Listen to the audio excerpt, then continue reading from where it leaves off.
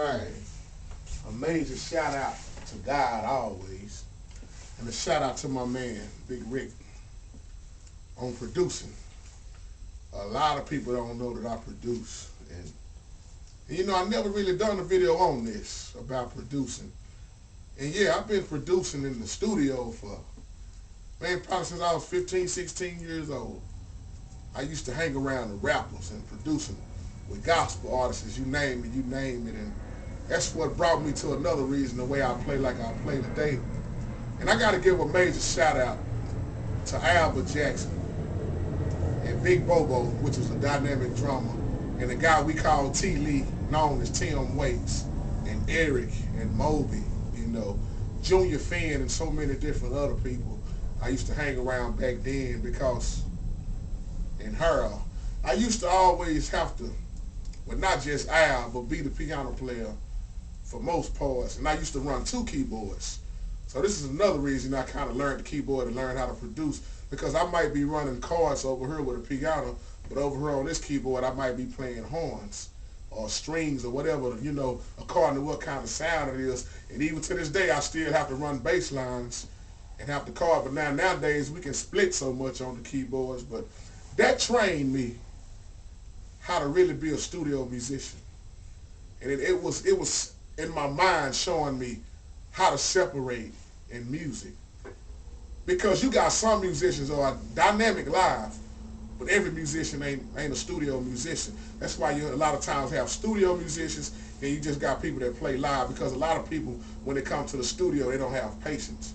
Because one thing about laying tracks, and I know many men know what I'm talking about, you can't get busy. It's totally different from playing live. And the way I learned the hard way.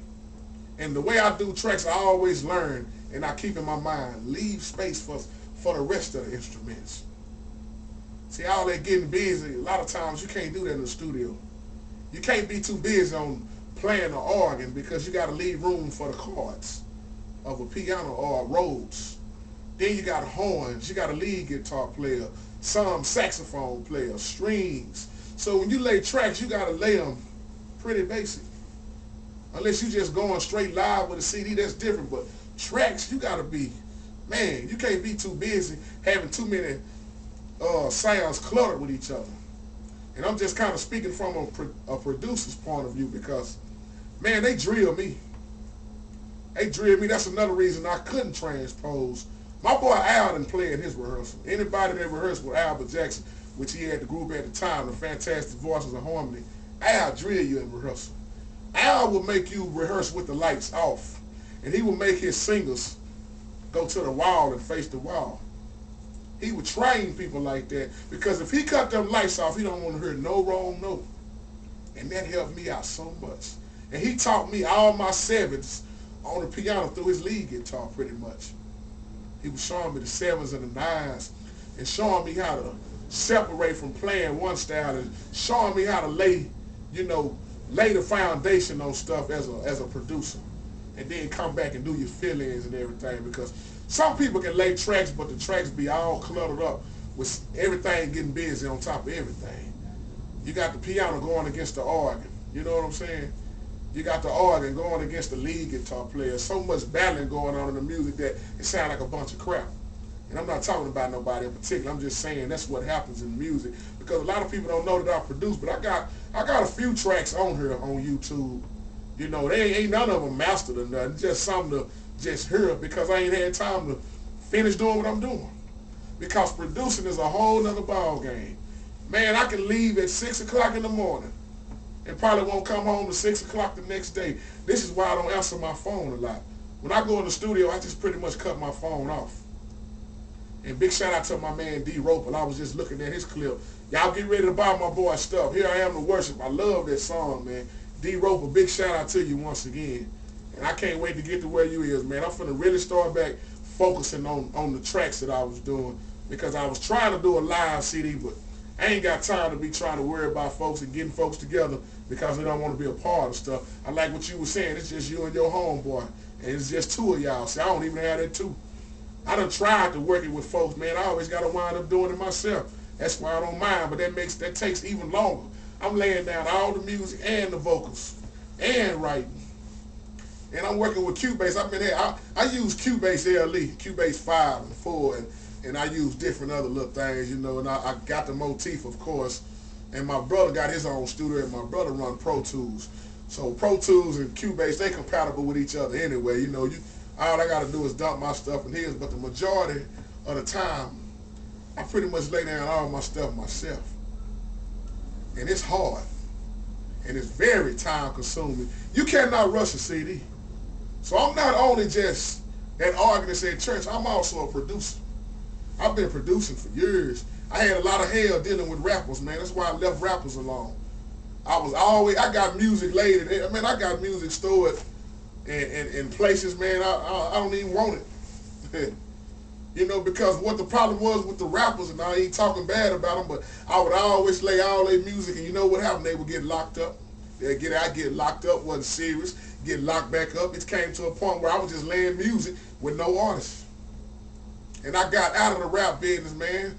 That's why I don't judge folks. I know what it is to hang around the rappers and the cussing and the smoking weed, and they talk to you crazy when they get drunk. Man, them rappers will cuss you out.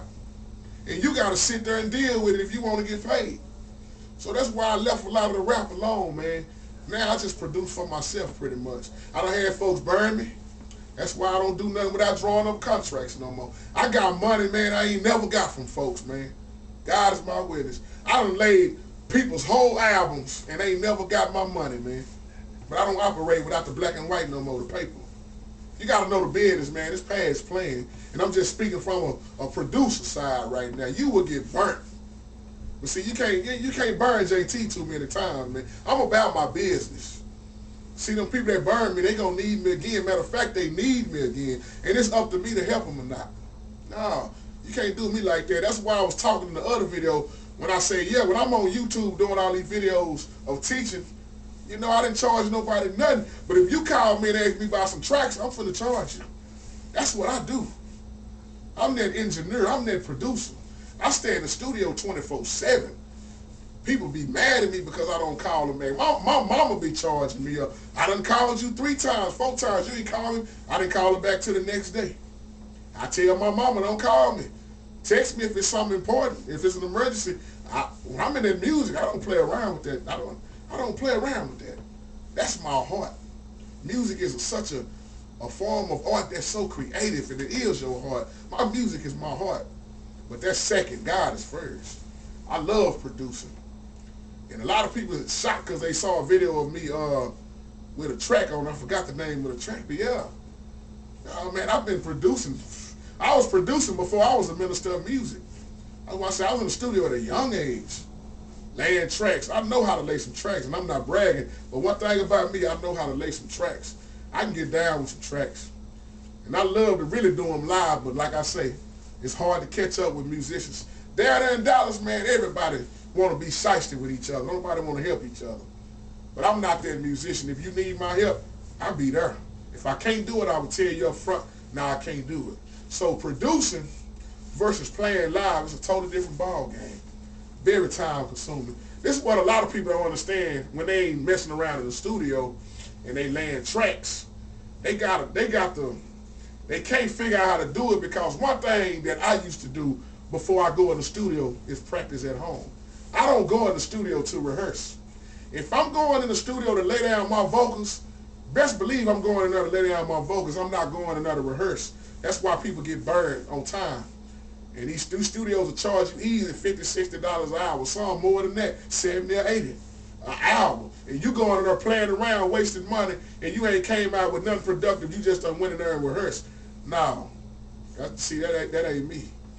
If I'm doing a gospel CD and I'm finna do solos, I done laid down the rest of my music, I'm just going to the studio to do my solo, then I'm going back home. But see, I cut the middleman out because I record myself.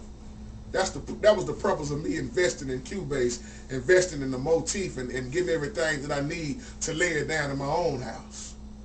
I'm saying to the heart, my microphone got stole. I had a great studio mic. Got stole when they broke in the house, but God gonna bless me with another one. I'm not worried about it. That ain't gonna stop me from laying the music. I had to get me a new computer, get it upgraded and running right. The best way to have when recording is to get you a Mac anyway. I don't have a Mac yet, but I'm working on getting me one. I'm still on the PC, but that Mac is what you need when you record with this music. But you know, God makes a way. So just looking at it from a producer side, yeah. And shout out to my boy on this, man. I know what it takes to get a CD out. Trust me, I swear I'm not using this as bragging or boasting, but studio is what I do. Producing is what I do. And they used to call me the producing king around here, man, because I don't care what kind of beat it was. If somebody had a beat in their head and they would hum it to me the way they wanted it to go, 5-10 minutes, I'm out. Just let me hear you hum, and I got it. I was cold with doing drum beats, real cold, because I used to be a drummer.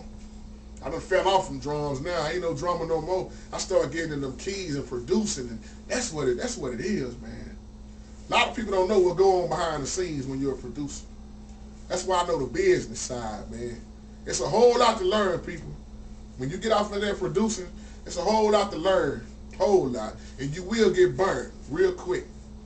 You need to learn about the business side, because people will tell you anything, and before you look up, you signing anything. No, that's why people got they have lawyers, you know, entertainment lawyers and so many different other things going on. Because the music business is one of the most dirtiest business to be in. I'm going to say that loud and clear. Music business is one of the most dirtiest business you can be off in. Yeah. People got a hard time making it in gospel. So when you look at R&B and gospel, boy, you be shocked who be robbing each other in gospel. Big shout out to Fred Hammond. That's why Fred Hammond started doing his own thing. Because they was trying to rob Fred Hammond. Fred Hammond started getting his own studio, doing his own stuff. Fred Hammond, he can do that. Big shout out to you, Fred Hammond. God bless you, man. Keep doing what you're doing. So many people don't understand what goes on behind closed doors. It's a shiesty game. Shiesty. I was caught when my brother was caught up in some stuff that really destroyed a lot from my brother, man. He got burnt. Got burnt real bad. I'm not going to even call those rappers. I ain't talking about little penny rappers, and I'm talking about top-known rappers. I ain't going to reveal their name, though. Put my brother life through hell. And the label he was messing with. Oh, man. I almost got me if I wasn't careful. But see, God shows me things in life. We was all going to be on that. It was a while back, Ludacris was going to have a tour, and we was all going to be a part of this big old tour. Making probably about $1,200, $1,300 a week, easily. A week. Did nothing come out right. People done quit their jobs. Nothing ever came out right. People will burn you in this entertainment business. I'm sorry. Music it ain't no joke. So to the people that's wanting to get off into it and thinking it's real easy, ain't nothing easy about it. Ain't nothing easy about it. R&B or gospel. That's why when I became a minister of music, I put a lot of stuff away. I put a lot of stuff away, but I still have the love for music. I can listen to anything. Anything. When you hang with them rappers, you know what I'm talking about. If you ever made rap beats, you know what I'm talking about. See, I used to make the rap beats. I used to make the R&B singer beats. Still know how to do it. I still know how to do it. I made everybody beats.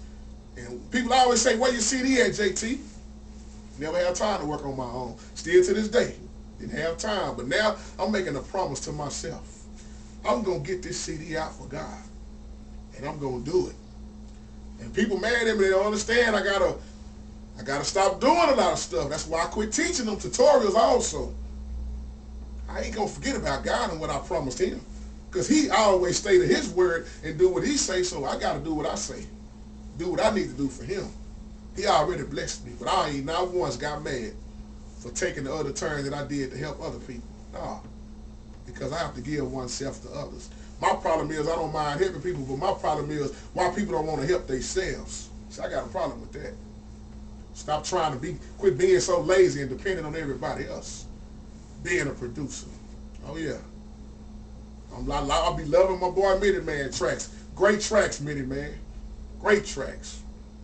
We need to hook up. We all need to hook up and do something. Me and A.G. Praise talking about hooking up doing something. I love A.G. Praise style. And the thing, before he was even a keyboard player, I look at his heart. A.G. Praise is a very humble man. Very humble young man, for God. And he loves what he do. His heart is behind it. So if we could just Stop thinking that everything is so easy. It ain't. Ain't nothing easy about life. Ain't nothing easy about getting into heaven. And sure ain't nothing easy about music and being a producer. Because being a producer ain't no joke. I can't tell you how many folks done cussed me out and had problems with me because they thought I was big-headed and running everything. But one thing about me, I'm in arm. Don't have me to show up at the studio. If you tell me to come at 6 o'clock, don't have me to show up at 6 o'clock and you don't come in at 8 o'clock. No. So I got a problem with you and I'm on my way home. See, people always want you to operate around their time. Tell you to come at this time and don't even show up till 3-4 hours later. I'll pack up and leave on them. So I'm about my business. I'm about God's business too, first off. But I'm about my business too in life. Your word is all you have. Your word should be bond. I get tired of all these lying musicians. They don't never want to show up to practice. They tell you this, tell you that, and they don't even want to show up when it's time to play. But they got a million excuses. See, I'm like God. I don't tolerate excuses. I can't stand them. And you shouldn't either. But too many of y'all like excuses. And if you're getting mad, you're the one with the excuses. Being a producer ain't no joke. It's a beautiful thing, but it's very frustrating. To this day, if I had to do it all over again, I would do it the same way.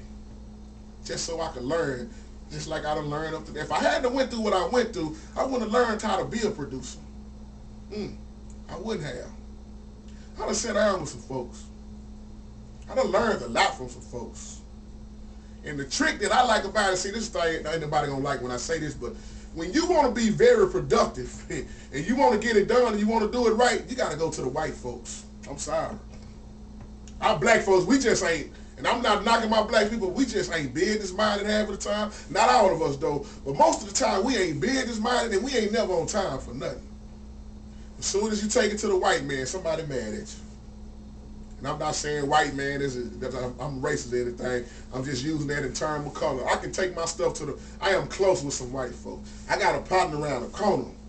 Beautiful. He is a beautiful engineer. Mastering. That's who I'm going to take my stuff to get it mastered. I love his work. He always on time, and he's straight up with you, and he work with you if you got all the money or not. He'll go through your stuff track by track. Just pay him as you go. See, we don't find too many people like that. I done got burned by my own people. Burned by my own people. And the white man didn't even do me like that. I hate that, man.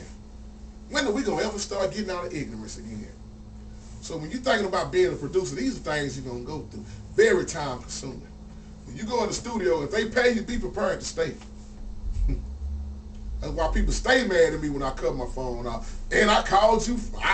Hey, I'm sorry. I ain't got time to be talking on the phone. A lot of people don't understand this. When the average person calls me, I'm recording, and I tell them that, but they still don't understand. They keep calling anyway. I even send a text message. I'm recording. I'm still in the studio. They keep calling anyway. Keep calling. And half the time don't want nothing. I ain't got time to be sitting on the phone talking. I got work that need to be done.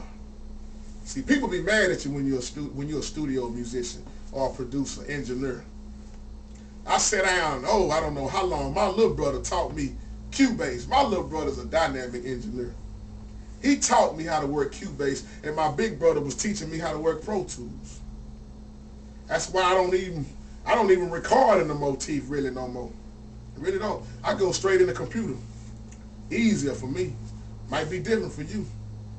So yeah, to be a great producer, be ready to deal with all that. I can do both ways. I am a producer, and I can play live. I can play in church. I'm a minister of music. Because I was already a producer before I was a minister of music. And I learned the hard way when I became a minister of music, started really playing. I had to separate my style. I was so used to playing one way, but when you get to doing just straight live, it's a totally different ball game. And then when you get back in the studio, you got to remember to quit getting busy so much. But see, it's easier for me now because I lay all my instruments myself. I lay the bass line, I lay the chords, I lay the organ, I come back do the strings. That's me. I'm doing the drum beat. That's me. I'm singing on there. That's me. I'm the one who wrote the lyrics. That's me. So it's kind of getting easier and easier for me. But remember, if you want to do something, master it. be good at it. I ain't gonna say master because I ain't mastered the keyboard yet. If you wanna get great at it, excellent at it, like I said in another video, do it for 6 months straight. And God bless.